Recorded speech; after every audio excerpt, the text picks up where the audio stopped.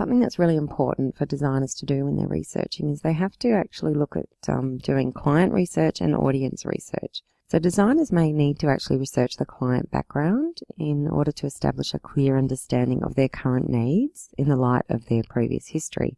In many instances, the client may be a large organisation with a well-established corporate or organisational culture. So just like any other social structure, a company is made up of history, hierarchy and traditions. These affect not only the way the company works, but also the way people respond to and recognise it and its reputations within the wider community. Research into the background of a company is often an important aspect of a design brief. Understanding the company can lead to a clearer understanding of what the company or client really needs. If a client wishes to alter the culture of an organisation through changes to its brand, processes, manufacturing, services or product, a designer really needs to understand not only the changes that need to occur, but also why those changes need to occur. An understanding of the client can be just as important as an understanding of the purpose, target audience, and context of the finished visual communication. So here are some of the key questions that a designer really needs to ask their client. And very soon you will be creating your own design brief and will be needing to ask your client very similar questions. So let's just have a quick look at them. Who is the client? What does the client do? What is the size of the company or organisation?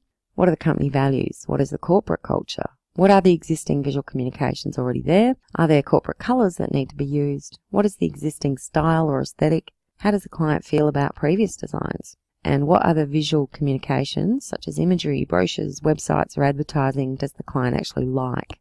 Okay, so let's look at audience research.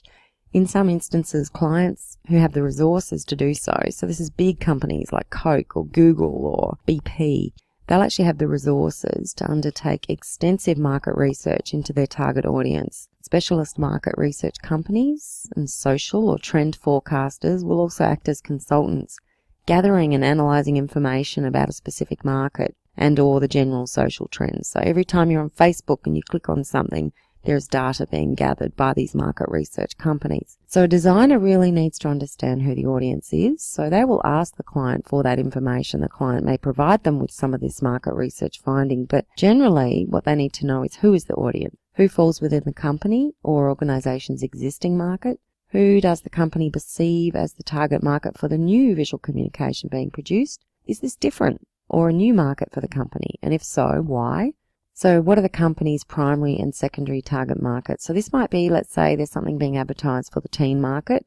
I don't know, like an electronic product, for example. Yes, the teen market is definitely the primary audience, but the secondary target market may also be parents who perhaps are going to be the ones fronting the bill for this product.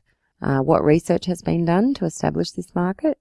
What are the details of the market? So this is where we look at the characteristics such as age, SES background, the interests, the purchasing patterns, ethnicity, location, familiarity with the product, technological knowledge, etc.